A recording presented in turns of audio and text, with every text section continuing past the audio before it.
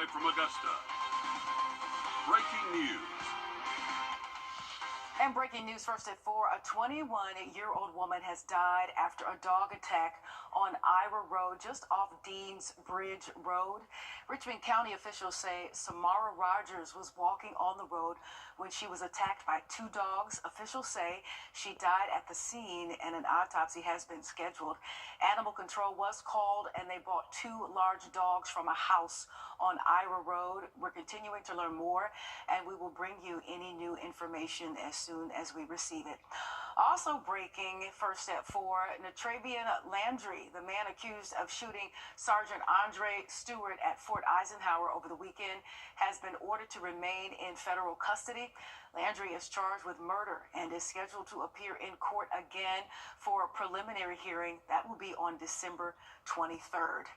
And Luigi Mangione, the suspect in the murder of United Healthcare CEO, say good afternoon to you. I'm Courtney Hicks, and I'm going to toss it on over to First Alert meteorologist Emily Acton today.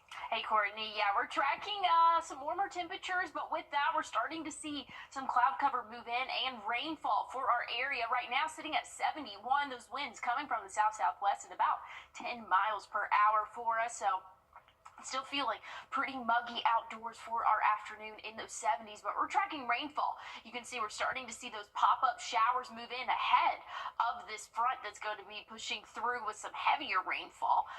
That's quite not going to make it to us, so we're just seeing these pop-up showers as we go throughout our evening or afternoon and evening for us. So just be aware, hey, you might see a quick downpour for our area. Only a few of these have tracks some lightning along with it in our area, but overall, just looking like some heavy rainfall at times. And again, we're going to be tracking this as we go throughout the rest of our evening, Courtney. All right. Thank you so much, Emily. In just under 30 minutes, Augusta leaders will meet to discuss extending the city's garbage contract by 90 days. Leaders have failed to vote on the extension for the past few meetings, and the current contract expires on January 1st. Some leaders are proposing an increase for residents to pay each month to support other city services. Your Sydney Hood will have more on News 12 at 6. Georgia Emergency Management is launching its first temporary shelter program for Hurricane Helene survivors. Hearts, Georgia will help provide temporary shelter for those with damaged or destroyed homes from the storm. For the 61 counties that qualify for FEMA's public assistance, you can apply on GEMA's website. And tonight, Augusta leaders are having another town hall meeting to discuss Helene recovery efforts. There will be a ceremony for incoming and outgoing commissioners. That's going to start at 5. The meeting will be thereafter, right around 6, and this will take place in the municipal building. And to North Augusta, where officials say homeowners need to move their storm debris to the road in the correct way before January 5th. A vote could come soon on a budget bill to keep the government funded through the holidays and next few months. The measure, known as continuing resolution, also has add-ons in it that have some Republicans fired up. Natalie Brand has more details from Capitol Hill. Lawmakers are scrambling to cross the finish line on a budget deal that will keep the lights on through the new year. The Republicans, do you advise them to vote for the CR? Well, we'll see what folks do. There's still a long conversation going on.